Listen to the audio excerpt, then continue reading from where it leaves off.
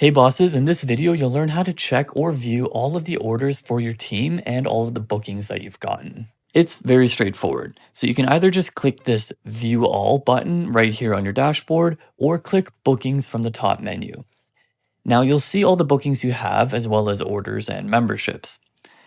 Right here you can filter it by date or a specific month, then right here is the filter for the type of booking, whether it's all bookings, solo bookings, group, or round robin bookings. You can also view orders by team member or search for the client's name or email right here.